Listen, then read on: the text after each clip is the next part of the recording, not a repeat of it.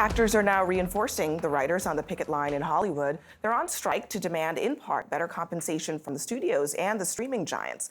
The struggle for fair pay being highlighted by the stars of one of the first hit shows from the streaming era. Oh my God, I'm about to be so rich. And you got time. What?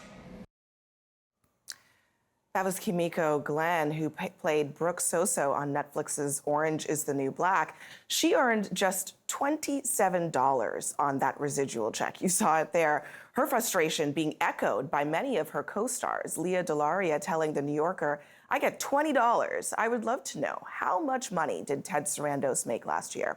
Well, here's the answer. Sarandos, who's the CEO of Netflix, according to the company's financial statements last year, he received $20 million in base salary, more than $50 million if you include the stock and the options and bonuses.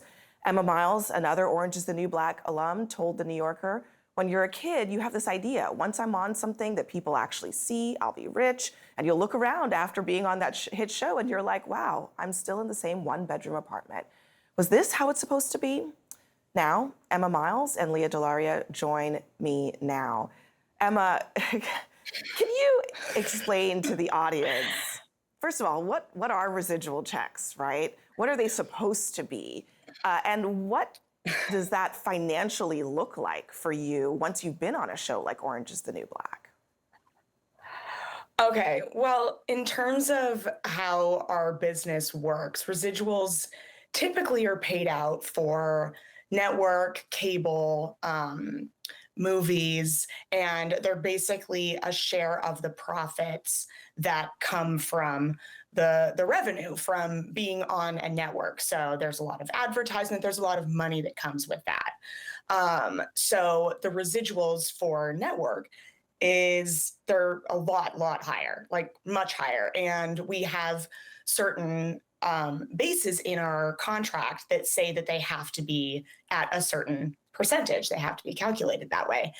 Now, in terms of residuals for Orange, we were not based off of network and cable. We were based off of this new thing called streaming, which basically didn't exist when we started the show. So the contract that we had reflected like webisodes and web series and things that were on YouTube and promotional videos. And the way that those residuals are calculated, we are actually not sure because for the millions upon millions of dollars in revenue that these companies, these streaming companies particularly, are raking in, there's not really much of a kickback for any of the people involved on the creative side. So for something like an episode of Law & Order SVU that you would have gotten like a good like several $1,000s from it re-airing on television,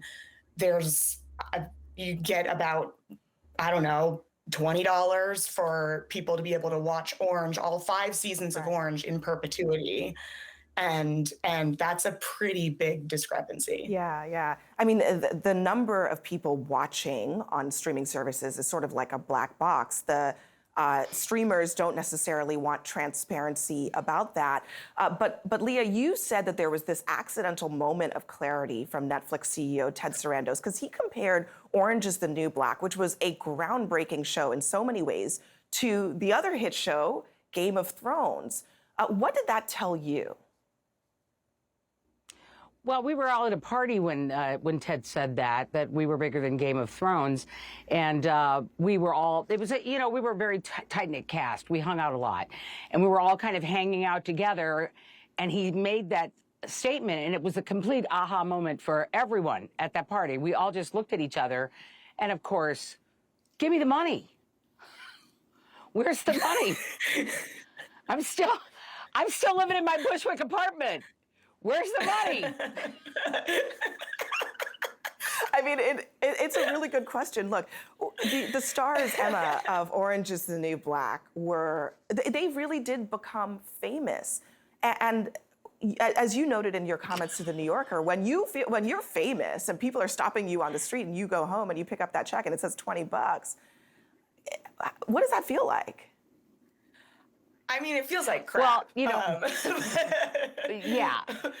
Yesterday, I'm in a building here, and I'm walking into the elevator to go do my laundry. So, my hair's in curlers, and I'm wearing a bathrobe, and you know what I mean. And there's a couple of guys in the elevator that are fixing the elevator, and they immediately, and not in a first language, right? They immediately start screaming. They scream like teenage girls to elevator repairmen because they wanted to get a picture with me. They wanted to get a picture with me. So, and I'm always gracious to my fans. So is Emma. Without our fans, we'd be nothing. But it's kind of rough when my last residual check came in June. It was for $20.27. And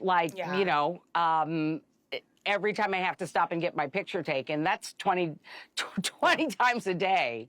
It seems like first world problems, but that's how famous we are, and we're making $20.27. Go ahead, Emma. Well, there's also like an attitude that comes, this idea that we in terms of the fans that can be really aggressive, because Leah's right, the fans are amazing for the most part, but there are those fans that are very aggressive, and they can be like, well, I pay your salary, like I watch your show, so I'm entitled to whatever time I want to take from you, or a picture. And I'm just like, if you're responsible for my salary, we have some talking to do. So Emma, I want to start with you on this one. How do you see this strike ending? Both sides are really dug in. The streamers are saying, and the studios are saying, we can't afford to pay more. How does this end, Emma? I mean, they can afford to pay more. That's completely. They're saying two different things. They're telling all of the actors and all of the writers and all of the creatives that they don't have the money, and meanwhile, they're telling all of their shareholders that they're making more money than they ever have been. So both things can't be true at the same time. How do I see this ending? I mean, I want it to end well. I think that we're not going to stop fighting until we get certain protections in place, so that what happened to us on Orange can't happen to any other cast ever again. I mean, we should be fairly compensated. They are making billions of dollars off of work that is being kind of shoved out into the universe, and no one can support their livelihoods. I don't have health insurance. And of course, there are the issues related to artificial intelligence. These are deep, difficult problems, but I'm just glad that both of you are so famous that people stop you on the street still and demand photographs. Emma Miles and Leah Delari. I'd rather have insurance. Thank you both very much. I'd rather have insurance. I'd rather have a bathtub. Fair enough. Thank you both very much.